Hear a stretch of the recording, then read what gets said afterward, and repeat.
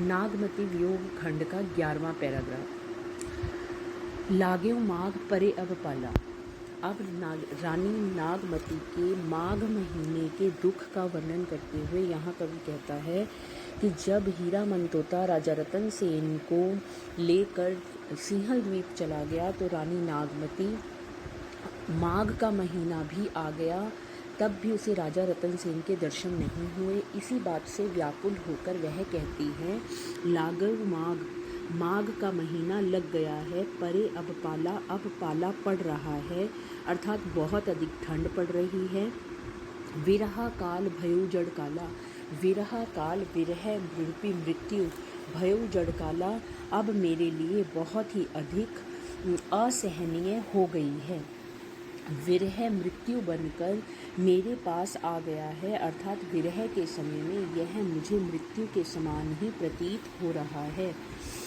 लागे माघ परे अब पाला, कि अब माघ का महीना आ गया है और हर तरफ पाला पड़ने लगा है, बहुत अधिक ठंड पड़ने लगी है और विरह के समय में यह मुझे ठंड मृत्यु के समान ही प्रतीत हो रही है, काल के समान प्रतीत हो रही है। पहले पहल तन रुई जो झाँपे, पहले पहल शुरू में तो तन शरीर को रुई जो झाँपे गर्म वस्त्रों से झाँपे ढक लेते थे। पहले ठंड पड़ने पर शरीर पर गर्म वस्त्र पहन लेते थे और ठंड से बच जाते थे। हेले ही अधिक ये काँपे, लेकिन धीरे धीरे अब हृदय बहुत अधिक काँपने लगा है। कहने का अभिप्राय है कि अब तो गर्म कपड़ों से भी ठंड नहीं रुकती है। आई सूर होई तपूरे नाही, तेही बिनु जाड़ न छूटे महा।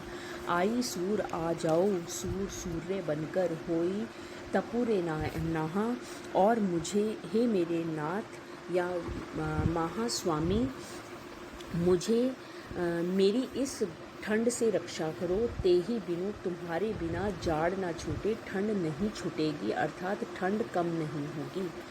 अरे मेरे प्रिय राजा रतन सेन, तुम सूरज बनकर गर्मी देने के लिए वापस आ जाओ, तुम्हारे बिना मेरी यह ठंड कम नहीं होगी।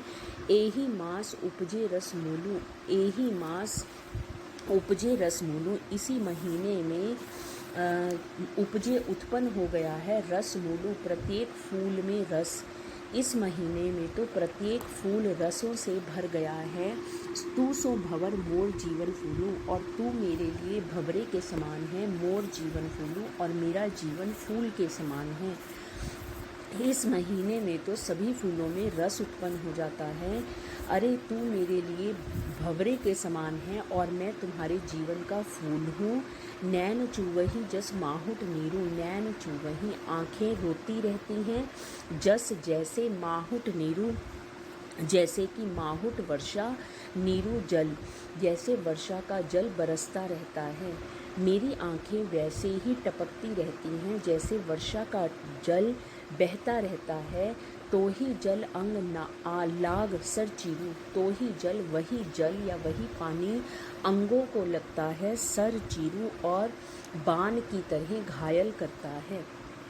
वह कहती हैं कि मेरी आँखें तुम्हारे विरह में हमेशा टपकती रहती हैं जैसे वर्षा का जल टपकता है, और वही पानी जब मेरे अंगों को लगता है तो सर चीरू, सर बाण चीरू, घायल करना, तो वह मुझे बाणों की तरह घायल करता है, अर्थात मुझे दुख देता है। टूटही बूंद परही जस ओला, विरह पवन होई मारे डोला।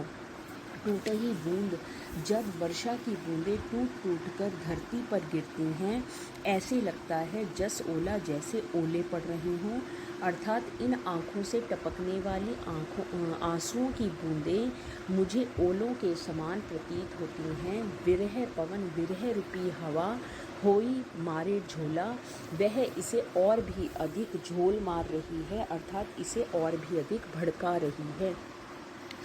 मेरी आँखों से टपकने वाले आंसुओं की बूंदें मुझे ओलों के समान तोड़ रही हैं, अर्थात मुझे बहुत अधिक दुख दे रही हैं। और दूसरी तरफ विरह भी, हवा के या विरह रूपी हवा भी मुझे मार रही है, मेरी इस दुख को और अधिक बढ़ा रही है। केहिक सिंगार को पहिरे पटोरा, केहिक सिंगार को किसके लिए श्रृंगार करूं, पहिर पटोरा किसके लिए राजसी वस्त्र पहनूं। पटोरा का मतलब राजसी वस्त्र। ये नहीं हार, गर्दन में हार पहना नहीं जाता, रही हुई डोरा और मैं हमेशा व्याकुल रहती हूँ। अर्थात डोरा का मतलब कमज़ोर भी है और मैं हमेशा कमज़ोर होती जा रही हूँ, इसलिए किसी भी प्रकार का श्रृंगार नहीं किया जाता, राजसी वस्त्र नहीं पहने जाते और गले में तो हार भी नहीं डलता है। तुम बिन कंता या धनी हर हुई, तन तिरुवर भाडोल। तुम बिन तुम्हारे बिना कंता, अरे प्रिय राजा रतन सेन, धनी हरुई मैं तो कमज़ोर हो गई हूँ, अर्थात बहुत ही अधिक क्षीण हो गई हूँ। तन तिनुवर, तन शरीर तिनुवर तिनके के समान डोल रहा है। तुम्हारे बिना मेरा यह शरीर बहुत कमज़ोर हो गया है और वह तिनके के समान डोलता हुआ प्रतीत हो रहा है। तेही पर विरह जरई के, उस पर भी विरह जराई के जला रहा है। चाहे उड़ावा झोल और मेरी राख को उड़ाकर ले जाना चाहता है। इस पर भी विरह रूपी जो दुख है वो मुझे लगातार जला रहा है और मुझे उड़ाकर कहीं और लेकर जाना चाहता है। रानी पद्मावती अपने दुख का वर्णन करते हुए कहती है, लागे माघ परे अब पाला, माघ का महीना लग गया है और हर तरफ पाला पड़ रहा है। विरह काल भयो जड़ काला, विरह रूपी यह समय, विरह का यह समय अब मेरे लिए मृत्यु के विरह के समय में यह ठंड मेरे लिए मृत्यु के समान बन गई है। पहल पहल तन रुई जो झाँपे, शुरू में तो शरीर को गर्म कपड़ों से ढक दिया जाता था, हैली हैली अधिक ही काँपे, धीरे धीरे हृदय इसमें भी अधिक काँपने लगा है। आई सूर हुई तपूरे नहा, अरे राजा रतन सेन तुम सूर्य बनकर मेरे जीवन में वापस आ जाओ। तेही बिनु जाड़ न छूटे महा, तुम्हारे बिना मेरी यह ठंड कम नहीं होगी। एही मास उपजे रस मूलू, इस महीने में तो हर फूल में रस भर जाता है। तू सो भंवर मोर जीवन फूलू, और वह कहती है कि तुम तो मेरे लिए भंवरे के समान हो और मैं तुम्हारे जीवन का फूल हूँ। नैन चुवही जस माहुट नीरू, मेरी आंखें लगातार टपकती हैं जैसे कि वर्षा का पानी टपकता रहता है।